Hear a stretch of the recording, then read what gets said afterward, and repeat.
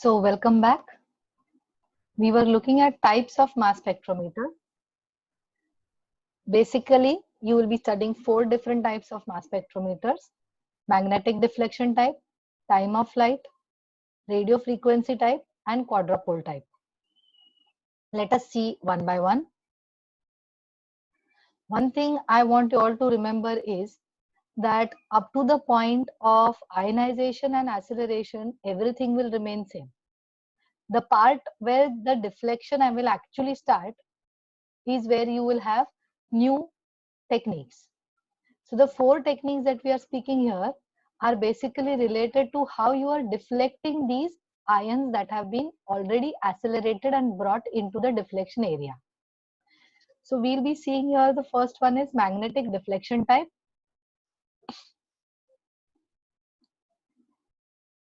The first part remains same. Sample is entering, ionization is taking place, and then acceleration.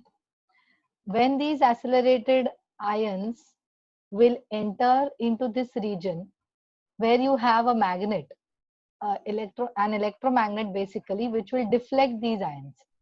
So you can very clearly see that the green line which is passing, or the green ions we would say, those ions are reaching the amplifier detector. The other ions, that means red ones and blue ones, they have been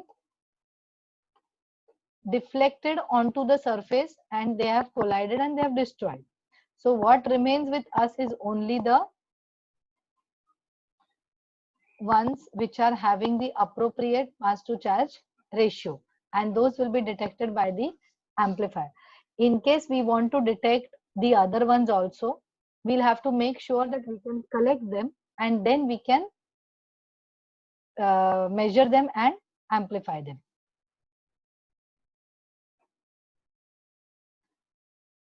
This one is also the same one. I would request you all that you refer the diagram which is there in Kanpur. It is easier to understand and you will be able to draw the diagram in the exams if you are going to refer that diagram from RS Kanpur. Here also the same thing, only the thing is that the tube is bent in a different way. So these are all for magnetic deflection type of mass spectrometers.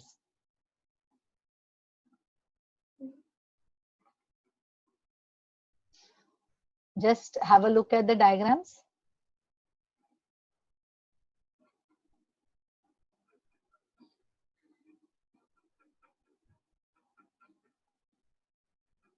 This diagram is very nice because it is giving you all the labeling properly. It is also mentioning if you observe in pink and in blue, black, they are mentioning the labeling, and green is mentioning the action that is happening.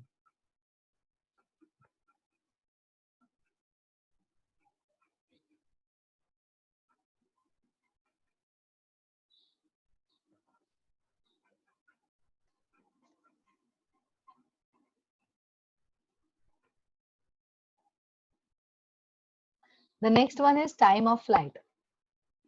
While starting the lecture itself, when I was explaining the concept, I gave you an example of 3 different balls: a football, a lawn tennis ball, and a table tennis ball.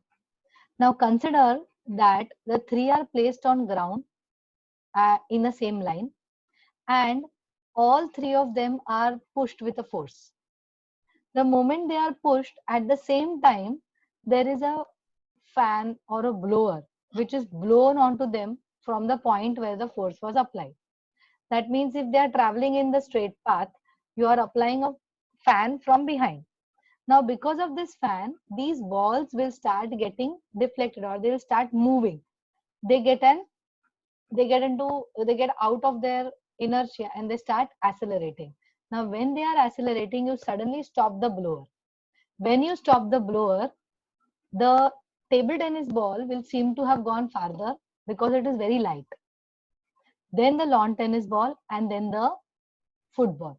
So what happens is that because of this external force that we applied and we accelerated them, they took a momentum, they started accelerating on their own, and after the external force was stopped, they also stopped, but after some point.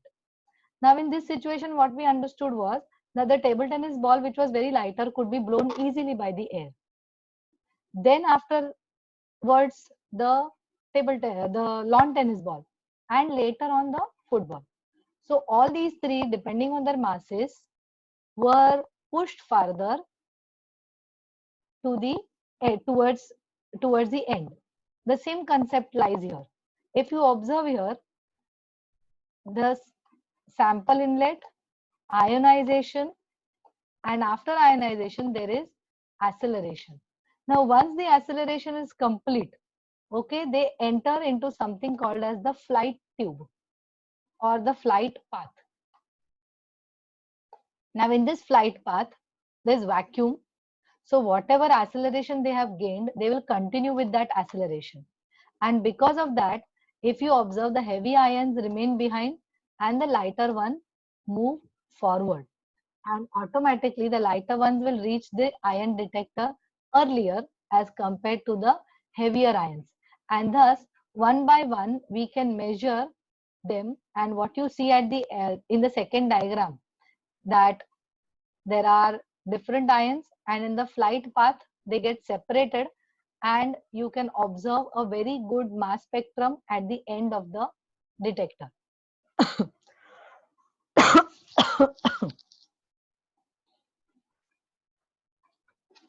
So what you are observing here is time of flight mass spectrometer. The same concept is explained here. And if I want better separation, the flight path or the path length should be more. If that path length is more, you will get a better separation of ions, and thus the identification also will be better.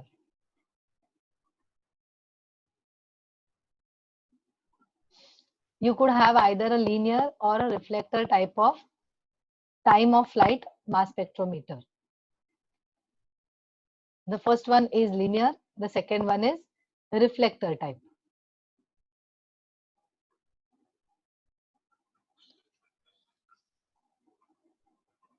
The components of your time of flight mass spectrometer: electron gun, grid system, evacuated tube, and ion detector. There are many advantages of time of flight. It is having an unlimited mass range. Ionization is pulsed or spatially confined. That means you get a very good separation. Complete mass spectrum for each ionization event can be recorded. No need of scanning the ion beam. If you recollect, in the magnetic deflection type, only one type of ions pass to the detector. Whereas in this type, all the ions will pass to the detector one by one. So if I had to collect the ions in the case of previous magnetic type, I would have to scan the area where these ions are actually falling. And then I would be able to measure all the ions in the sample. But in this case, I don't need to do that, because all the samples one by one all the ions in the sample one by one will be reaching the detector. Spectra can be obtained for extremely small sample amounts, that is less than 10 to 18 moles. Relatively low cost. Two ions of the same mass that are formed at different times with the same kinetic energy will traverse the field-free region, maintaining a constant difference in time and space. Thus, if the mass to charge ratio is nearly same, but depending on the kinetic energy that they get, there will be a difference between the two reaching the detector. You can, I just mentioned this point, that if I have to increase the resolution in the case of time of flight, I will have to increase the length of the flight tube or the flight path. The next one is radio frequency type. Now in this, maximum energy increment would be acquired by the ions only if the ions start with the correct velocity at the optimum phase of the radio frequency field. A potential selector just before the detector balances out the energy of the ion beam, and the mass spectrum is recorded by detection of ions with the highest energies as the frequency of the alternating RF voltages varied. That means here in this case, we will be providing an RF signal to deflect them or to separate them.